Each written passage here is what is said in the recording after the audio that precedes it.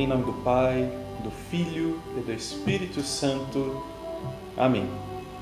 Seja muito bem-vindo a mais um vídeo dentro dessa nossa caminhada bíblica, especial desse mês de setembro, mês da Bíblia, ao qual somos convidados pela Igreja a olharmos com ainda mais profundidade, a nos debruçarmos com ainda mais fé para a Palavra do Senhor. Estamos aqui no nosso nono vídeo, nono dia, e por causa disso, no nosso capítulo 9 do Evangelho de São Mateus. No capítulo anterior, no capítulo 8, dizia que nós começamos o segundo bloco dentro do Evangelho de São Mateus.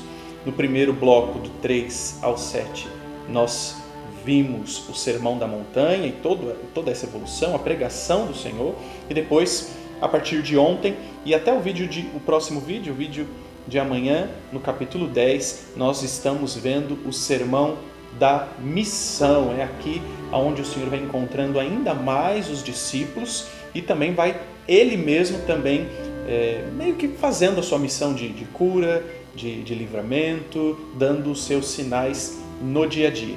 Se no capítulo anterior o Senhor discursava mais o Sermão da Montanha, nesses capítulos, no capítulo anterior não, se no bloco anterior o Senhor estava discursando mais, nesses 3 capítulos nós vemos o Senhor fazendo mais, curando mais, libertando, expulsando, enfim. E esse capítulo 9 tem algumas passagens muito particulares. Você abre a sua Bíblia aí no capítulo 9, só para a gente passar, ter esse panorama. Não?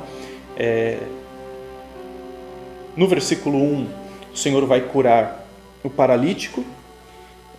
A partir do versículo 1, o Senhor cura o paralítico, não? E aqui, se a gente pudesse se atentar ao versículo 2, só para a gente ver uma coisa, diz assim: apresentaram-lhe então um paralítico deitado numa maca. Vendo a fé que tinha, Jesus disse ao paralítico: coragem, filho, os teus pecados estão perdoados. Presta atenção, a pessoa era paralítica e o Senhor está perdoando os pecados. Aqui nós já vemos o motivo de Deus vir ao mundo. Não? O Senhor quer nos salvar, o Senhor quer nos dar a vida eterna. Por isso que ao olhar a fé do paralítico, ele era paralítico. O que você acha que um paralítico queria? Queria andar. E não é que o Senhor não se importava com, vamos assim dizer, essa deficiência dele. Mas o objetivo de Deus não é simplesmente fazer curas. O objetivo de Deus é a salvação. Por isso que ao olhar a fé daquele paralítico, ele fala: olha, coragem, os seus pecados estão perdoados. Aqui é interessante notar isso. Claro que depois ele vai curar o paralítico, porque os escribas falam que ele está blasfemando, que ele está mentindo e tal. E ele cura e fala: o que é mais fácil dizer, não? É mais fácil dizer que... É mais fácil dizer para ele: seus pecados estão perdoados, ou levanta-te e anda. Portanto, levanta e anda. E ele levantou e andou, para mostrar que ele tem poder para isso, né? Enfim, vamos continuar. A partir do versículo 9, nós vemos aqui o chamado de São Mateus. O Evangelho de São Mateus é que nós vemos o chamado de São Mateus. É ele meio que narrando esse próprio momento do chamado dele, não? Por depois, no versículo 14, ele vai falar sobre o jejum, sobre o vinho e o remendo, não? Que vinho novo não se coloca em odres velhos, que remendo novo não se põe em roupa velha, enfim. Depois, no versículo 18, nós vamos ver a cura da filha de Jairo e também a passagem da mulher hemorroísa. A partir do 27, nós vamos ver a cura de 2 cegos. E no final, se você for olhar no versículo 30, vai dizer assim: e os olhos deles se abriram, e Jesus os advertiu: tomai cuidado para que ninguém fique sabendo. E porque não é a primeira vez que Jesus fala isso. Alguns capítulos atrás, Jesus falou isso de novo. Fez o milagre e pediu para contar para ninguém. Por uma coisa muito simples. O Senhor não veio a esse mundo para simplesmente fazer milagre. E se todo mundo ficasse sabendo que ele tinha poder e que podia fazer isso, iriam vir atrás dele não por quem ele é, não pela palavra de salvação, mas sim porque ele faz milagres. Portanto, ele pedia que, por isso que muitas das vezes, ao fazer milagre, ele pede não conte para ninguém. Né? Depois, no versículo 32, nós vemos também a cura de um possesso mudo. E no versículo 35, olha, para quem me conhece, aqui nós temos o versículo da minha ordenação sacerdotal, não? No versículo 36, ao ver as multidões, o Senhor estava percorrendo, né? Os povoados, ensinando, tal. Só que ao ver as multidões, Jesus encheu-se de compaixão por elas, porque estavam cansadas e abatidas, como ovelhas que não têm pastor. Não? De verdade, isso me chama muita atenção. A gente não vai meditar isso hoje, mas essa questão da compaixão do Senhor, é que Ele se compadece. Compadece é padecer junto, é sofrer junto, é olhar para o outro, ver que o outro está sofrendo e se colocar ao lado. Olha, eu estou junto, não? Estou junto com você, eu padeço junto com você. Você está padecendo, você está sofrendo, está perdido, está sem esperança, está sem direção. Portanto, ele se coloca ao lado, está se compadecendo junto. É como se ele olhasse um povo ao léu, é como se ele olhasse um povo perdido e se fala, não, eu me coloco junto de vocês para dar a direção. Não? É o Senhor que olha para a nossa pequenez e para a nossa fragilidade e desce ao nosso encontro. É muito particular isso. De verdade, isso tem um significado bastante forte para comigo. Mas não vai ser esse versículo que a gente vai meditar hoje.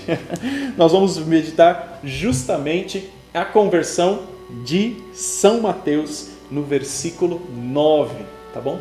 São Mateus é o evangelista, não? E aqui nós vemos a vocação de São Mateus. Nós entendemos basicamente, não, quem é São Mateus nesse sentido e como aconteceu a sua conversão. Vamos ler juntos esse pequeno bloco do versículo 9 até o versículo 13, tá bom? Ao passar adiante, Jesus viu um homem chamado Mateus sentado no posto de arrecadação e disse-lhe: segue-me. E ele se levantou e o seguiu.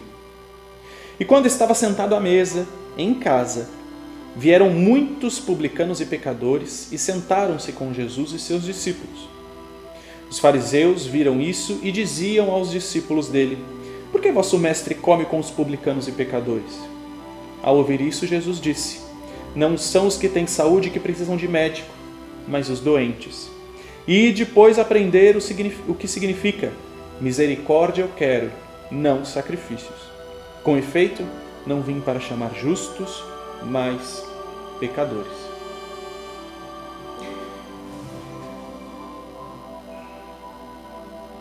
Mateus estava num posto de arrecadação, de impostos. O Senhor olha para Mateus e fala: segue-me. Entende o que está acontecendo aqui? Mateus é um pecador.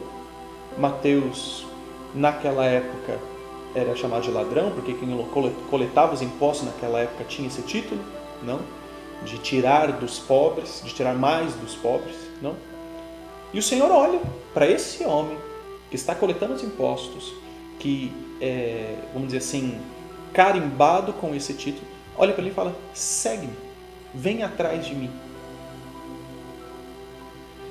É interessante porque isso acontece com qualquer... Pode acontecer, pode não, acontece com qualquer um de nós. Às vezes nós achamos que não temos capacidade, que não temos dom, que não temos fé, que não podemos seguir a Jesus Cristo, que não podemos ser melhores cristãos, que não temos jeito, que não temos solução. Como não temos? O Senhor, assim como olhou para Mateus, um homem também que aos olhos das pessoas daquela época poderiam dizer: não, ele não tem jeito. O Senhor olha e fala: segue-me. E Mateus segue. No fundo, é entender quem é Jesus Cristo e entender que o Senhor nos chama ao seu seguimento. Seguimento de ser um bom cristão, segmento de ter fé, mas segmento também de ser uma melhor pessoa, de fazer um caminho bom, de fazer um caminho de santidade, de fazer um caminho justo, de crescer como pessoa, de crescer na humanidade, de sermos melhores. Não? No fundo, o Senhor veio chamar os pecadores porque o Senhor quer algo da humanidade. E tem pessoas que, pela graça de Deus, pela experiência que tem, pela fé que tem e tudo mais, não é que são melhores do que o outro, mas já estão nesse caminho aqui. Portanto, é óbvio que a missão do Senhor é fazer com que esses aqui estejam lá. Ele não veio para esses que já estão no caminho. Ele não veio simplesmente para esses. Também para esses, também para dar significado a esses, também para dar força a esses, porque nem todo mundo fica no caminho sempre, nem todo mundo consegue permanecer com fé sempre, mas o Senhor, para esses que já têm fé, para esses que já estão no caminho, o Senhor, olha, tudo bem, mas eu vim principalmente para esses, porque esses aqui precisam também fazer esse caminho, e às vezes é você, sou eu muitas das vezes, não? Portanto, entenda que o Senhor nos chama porque nós podemos. Nós temos dons, nós temos qualidade, nós temos fé, nós temos a possibilidade de ser mais de Deus, nós temos. No fundo, é aceitar esse chamado que o Senhor faz para todos nós, de seguimento, de estar com Ele, de santidade, de caminho, de experiência com Ele e ir. É desafiador? É óbvio que é desafiador. Não tenha dúvida. Você vai ter que tirar parte do seu dia, você vai ter que tirar parte do seu tempo, assim como você está tendo que tirar uma parte do seu dia para fazer isso aqui. Eu podia estar fazendo outra coisa, podia estar assistindo uma novela, podia estar assistindo uma TV Globinho da vida, seja lá o que for. É óbvio que vai ter um certo sacrifício, é óbvio que vai ter um certo tirar alguma coisa para colocar Deus na conta, porque a gente vai colocando tudo na nossa vida e quando a gente olha para a vida não tem lugar para Deus, daí você precisa tirar uma coisa para colocar Deus ali. Mas é assim, é dessa maneira, e é assim que começa o processo de conversão. Conversão é entender que tudo, não só a minha vida, também a minha vida, mas tudo aquilo que é a minha vida não está tão certo assim, portanto eu vou tirando certas coisas e vou colocando Deus na conta. Isso é um processo de conversão. É aos poucos, não é do dia para a noite, mas a conversão não acontece automático, mas é um caminho que precisa ser iniciado e que precisa fazer acontecer cada vez mais em nossa vida. Portanto, aceitemos o chamado do Senhor, assim como São Mateus também aceitou, de mudança de vida, de entender que pode mais, de entender que pode seguir a Jesus Cristo sim, de entender que tem uma missão sim, de entender que tem uma vocação à santidade, uma vocação à fé, uma vocação a ser cristão nesse mundo, assim como o Senhor nos pede, não? Entendendo isso, não? Pegue sua caneta, anote o versículo, o que o Senhor falou com você hoje, não? O que o Senhor está pedindo para você hoje, ou então o que o Senhor falou ao seu coração. Temos outras passagens aqui muito específicas, não? Eu mesmo já salientei outras, portanto vai lá, marque o que o Senhor está pedindo, qual é a promessa do Senhor, o que Ele está mandando, qual é a palavra que Ele tem que me marcou hoje, anota, reze por um momento, enfim, faça desse, não é porque o vídeo termina, que a sua experiência com a palavra de Deus termina também. Aproveite esse momento, aproveite esse tempo e faça esse inclinar-se à palavra de Deus, tá bom? E nós nos vemos amanhã no próximo vídeo, no capítulo 10, encerrando esse segundo bloco de São Mateus. Deus abençoe você. Em nome do Pai, e do Filho, e do Espírito Santo. Amém.